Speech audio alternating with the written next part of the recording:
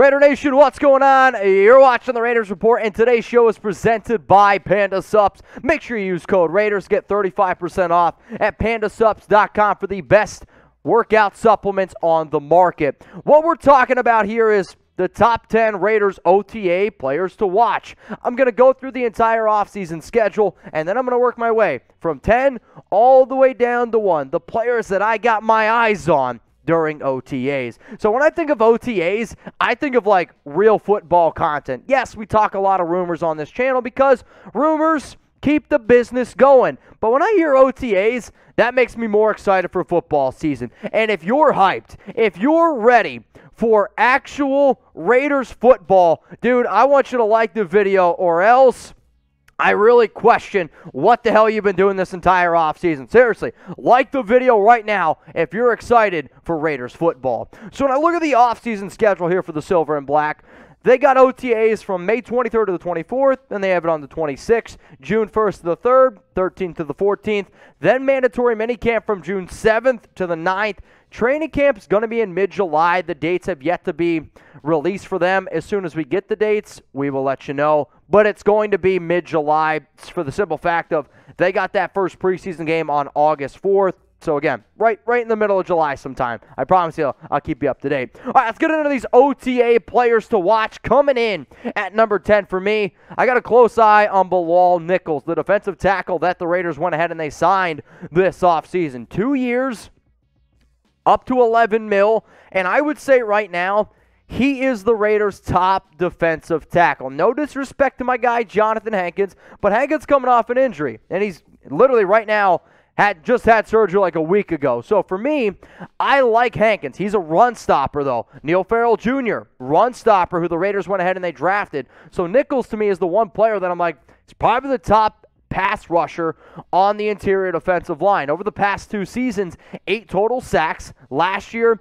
he had 51 tackles, 3 sacks, 5 tackles for loss, 2 forced fumble recovers, on the Chicago Bears. But can he be somebody who you can rely on? Because one of the biggest issues the Raiders had last season, as the year went on, they just got beat up on the interior defensive line. They couldn't stop anyone. So I'm hoping Bilal proves that he can be a good fit in this defense. At number 9 here of my OTA players to watch, I'm going to be looking closely at Clelin Ferrell. And if they're using him as an outside linebacker, are they also throwing him in at defensive tackle? Are they using him as a defensive edge? Depending on the scheme, because if it's a 4-2-5, maybe they throw him in there as a DT to rest up somebody else. If it's a 3-4 front that they're running, are they going to put Clee out there on the outside? Those are things that I'm going to be looking at. We know Raiders declined his 5th-year option. He's been a bust for a number 4 overall pick. Nobody's going to dispute that. But you know what? He's going to be making $9.98 million, and I want to see how they use Clelin Ferrell. Maybe, just maybe, he has a good year with Patrick Graham. I anticipate this being his last season with the team. Most people would say that.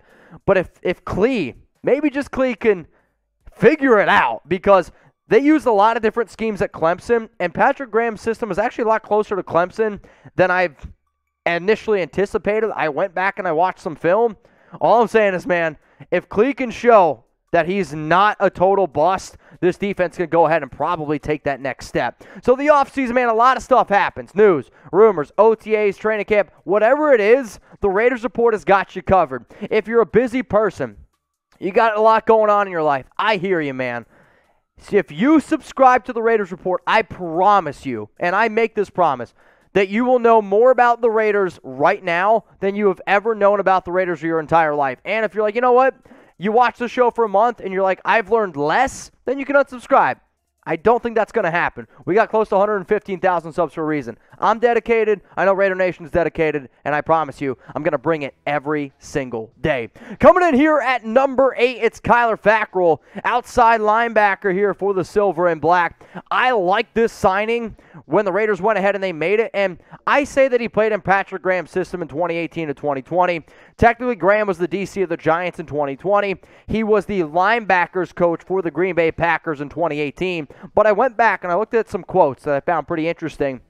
Patrick loved Fackrell. One of the biggest reasons why the Raiders brought him in was because the best year he's ever had was back in 2018 when he had 10.5 sacks. I've also talked to some people on the team that are like, Fackrell's a sleeper. Do not rest easy on him because he knows the system. He knows what Patrick Graham is going to be looking for. And then when you have somebody who knows the system, when you have a new coaching staff that purposely goes out and getting somebody, they're going to put him in situations where he can succeed.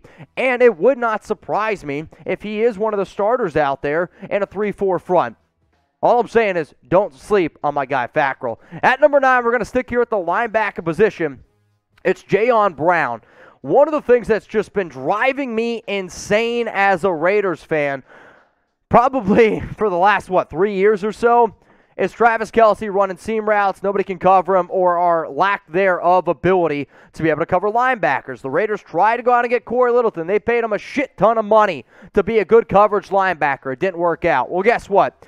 Brown, to me, is one of the better coverage linebackers in the NFL. In 2018, had an 84.6 grade, 73 in 2019, 73 in 2020. Sure, his lowest of the past 4 years at 61.5, but that's still probably the best linebacker coverage grade that I've seen on the Raiders. Last season with the Titans, 55 tackles, 2 PBUs, 1 INT. I like Jayon Brown. I think he's going to be a good mix with Divine Diablo, who can stop the run a little bit better. But if Brown can step up, prove that he can be versatile, he's going to be a dude that I absolutely going to keep my eyes on because he could be a starter. Number 6 here on my list. If you notice, I'm really concentrating on the defensive side of the football. We're going to go offense now. It's Keelan Cole. When the Raiders went ahead and they signed Cole, I was like, that's really peculiar to me. And then what made it even more interesting, which is why I made a video about the Raiders putting Bryan Edwards on notice, is they traded him. You don't trade away Bryan Edwards unless you are confident in getting Keelan Cole. He's going to be competing with Demarcus Robinson. He's going to be competing with Mack Hollins. And I'm going to be watching that battle extremely closely during OTAs, during the entire offseason, just in general. He's not the best athlete. He's not. Demarcus Robinson, better athlete. Mack Hollins, better athlete. But he's a smart route runner, and he knows how to find those openings, which is why when you go back and look at his 2017 year, you go back and look at his 2020 year, he put up halfway decent production with shit quarterback play. He finally gets an opportunity to have a good quarterback on his side, and there's not going to be a lot of people putting a lot of concentration on him, which should be easier for him to find those open holes in the defense. So I'm keeping a close eye on the wide receiver 3 battle. And when I say wide receiver 3 battle, I've seen the YouTube comments like, you're forgetting about Darren Waller. You're forgetting about Hunter Renfrow. When I think of the wide receiver 3, Devontae's the 1, most targets. Hunter Renfrow's the slot. The wide receiver 2, second most targets of the position. So essentially what I'm asking here is this. Which wide receiver is going to get the 3rd most targets at the wide receiver position? Is it going to be Demarcus Robinson, type DR? Is it going to be Keelan Cole, type KC? Will it be Mack Hollins, type MH? Down in those comments right now. Now, a major shout out to today's sponsor, Panda Sups. I've been using Panda Sups products now for a little over 18 months, and when you party as much as I do on the Raiders Report, and for those of you that party with me, you definitely need to get yourself some Panda Sups. So the number one way that I make sure that I'm never hungover, I take a scoop of BCAAs when I go to bed and when I wake up every morning. PandaSups.com, 35% off. Use code Raiders. That's going to be available for you all in the live chat and down in the comments section. If you're trying to get into better shape, because let's face it, man, it's beach season, you're tired after work, you take a scoop of the Fierce pre-workout, it is going to kick your ass so hard, and you're going to go in there and you're going to rip up the gym. People are going to be like, is The Rock working out next to me? No, it's just going to be you. Then, with everything that we dealt with probably from 2020 to 2021, also, there's been a little bit of a bug going around in the Chat Sports Studios. You know why I'm not sick anymore? I've been handling myself with the greens. Why? You take a scoop of the greens, it's going to help your joints, it's going to help your body. Your body will thank you. I promise you, if you take those 3 supplements, you're going to be on track to a better, happier, healthier lifestyle going forward. One more time, PandaSups.com. Use code Raiders. Let's go to number 5 here on my list for my OTA players to watch.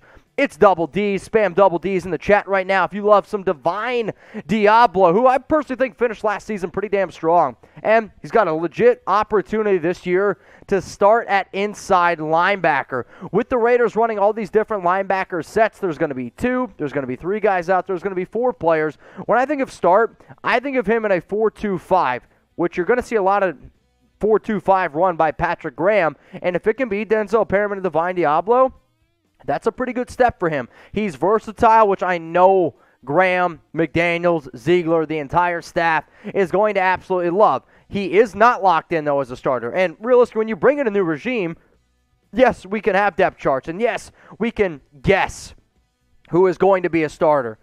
But with a new regime, anything's possible, and I loved what I saw from Diablo. And I'm hoping what I saw last year translates to this new system, translates to him to being a future leader on this defense. Number 4, guys that I'm watching a little bit too closely, Duron Harmon, the safety. Harmon is this one player that I think could really take the Raiders defense to that next level. Played with the Patriots from 2013 to 2019. Then he went to the Lions in 2020. Was on the Atlanta Falcons last season. He's a more versatile safety than Johnathan Abram, and to succeed in Patrick Graham's system, you need to be a versatile safety. I'm not saying that Abram's not going to get his time, but if Harmon can take that next step, this signing when it happened, I know I said it a bunch, it reminded me of Casey Hayward. People laughed at the Raiders last year. Signing Casey Hayward, he's washed up, he's old, he's not going to help out. Hayward knew the defense like the back of his hand. I'm not sitting up here saying Harmon knows the defense like the back of his hand, but that you're going out and you're finding a player that has experience playing in the box, playing free, playing strong, playing in the slot. When you can do all those things, it helps you out. And when you're an older player, an experienced player that has that relationship with your coaches, you can be that player coach out there. And I also have said Duron Harmon's going to get more snaps than Johnathan Abram this upcoming season. I want to see if that projection of mine is right. And you can kind of see that a little bit at OTAs. Coming in here at number 3 is the cornerback position. I'm going to go with Anthony Averitt. And this is probably my biggest question mark out of everything that I've talked about so far in this video. I don't know how much we're going to see of Averitt. And the other reason why I bring him up is because Trayvon Mullen is a question mark. He's recovering from surgery. I've been told it's a cleanup, and I expect him to be good. But you got to understand this. If the season were to begin today, Raiders, Chargers, tomorrow, game, he would be a starter. And for that reason, you have to pay attention to it. When you go back and you look at this tape, this is a guy who ran a 4.3640. Tyreek Hill said he was one of the hardest players or defenders he's gone up against because he's quick twitchy. He's a good athlete. But when I watch the film, he's a good athlete and he can react really well when he's in man coverage. I am a little bit nervous how he's going to look in zone because at times he gets lost because he's not relying strictly on his athletic ability. Anthony's a good player. He stepped up big last season for the Baltimore Ravens when they lost Marlon Humphrey. I like what I've seen in man. I am not all that crazy about what I saw from him in zone, and Patrick Graham's going to run a lot more zone. That's why I need to watch him very closely at OTAs. So in terms of these two corners, who's the better one? And I'm not saying better overall. I'm saying the better fit for the Raiders defense. Both 100% healthy. Who's the better guy? Is it Trayvon Mullen type TM? If you're a big fan of batteries, then go ahead and spam AA for Anthony Averitt. Number 2, it's Johnathan Abram, and he's number 2 on this list because he had 116 tackles last year. The Raiders already declined his 5th-year option. He played the most snaps out of any player on the defensive side of the football, minus Trayvon Merrick last year. I just don't know if he's going to be that player. I don't know how much playing time he's going to get. Like, how are the Raiders going to use him? Is he going to be strictly a box safety? Are they going to try to use him the way that Patrick Graham used Jabril Peppers last year all over the football field? Is he going to be strictly a gunner? The Raiders have 8 total safeties on their roster. Why? They're not 100% confident in what Johnathan Abram is going to be able to bring to this defense. I want Abram to succeed. He's a fun guy to watch. He brings a ton of energy. You can guarantee a hit stick. You can also guarantee a head-scratching hit that he did on the sideline. You're like, Abram, take a play off, relax a little bit. But for somebody who was drafted in round 1, you want them to be able to succeed. This just could be a very, very sticky situation. Before I mention number 1, some of y'all are probably like, wait a minute. This top 10 players, we're at number 9, and you haven't even mentioned an offensive lineman yet. You're right. Well, guess what? I'm going to cheat, because if you're not watching the entire offensive line, maybe minus Colton Miller, then you're not doing your job. I got my eyes on Denzel Good, Andre James, Alex Leatherwood, Brandon Parker, John Simpson, Dylan Parham. Like, you can look at every single one of these people. So what I'm going to run you guys through here is people who I believe have a legitimate shot at starting at each position, because with the Raiders, they probably are going to go with the best overall line, their top 5 dudes. Is Denzel Good going to be starting left guard? I don't know. He's going to be competing with other players. Is Andre James going to be the starter at center? He's going to be competing with Parham. Alex Leatherwood, could he play right tackle? Like, the different combinations of offensive line play, it's there. And you can look at it in a bunch of different ways. So what I'm going to be doing here is I'm going to be breaking it down by position by position. So when I think of the left guard battle, here you go. Here are the guys that can play left guard. I'm going to put my money on Denzel Good. But if Dylan Parham's best situation is at left guard because it makes the rest of the offensive line better, put him there. John Simpson, he started left guard last season. Andre James, what happens if Parham beats him out as the center? Maybe Andre James can play left guard. He's played guard before. And then a sneaky name is Jermaine Illuminor. You can't forget him because he has connections with Carmen Brasillo. Well, what about right guard here, right? Alex Leatherwood, Denzel Good, Dylan Parham, Andre James, Jermaine Illuminor. So I believe that Leatherwood is the favorite to be the right guard, but all those other dudes have a possibility as well. And then you look at the center battle. Andre James, if the season were to start today, it would be James. But I've said multiple times on this show that I believe it's going to be Dylan Parham. So I can't sit up here and tell you this is the offensive line that it would be. I don't know. But I know that OTAs, I know that practice, and I know all that stuff matters, especially when you bring in a new regime, especially to Carmen Brasillo. And then you look at right tackle. Like, I think there's another 4 players that have a chance to be the right tackle. Brandon Parker, going to be the guy I put my money on. Well, what happens if Parker sucks? Then you put Alex Leatherwood at right tackle. Maybe if both those guys are bad, you kick Denzel Good over to right tackle, who has some experience. Dylan Parham also has some experience at right tackle. So I would say minus left tackle, Colton Miller, all those other positions are up for grabs. They are, which is why offensive line, which is why every single person that I just discussed, that I just talked about there, is the number one person, number one unit that I am watching for the Raiders at OTAs. But this show is built on the back of the nation. It's built on the commitment to excellence that I know you all bring. It's built on the fact that you guys are just diehard fans, and I respect it. It's why I pump out the content that I do. So be honest with me. Who is the number one player, if you could only watch one, the number one player you're watching at Raiders OTAs?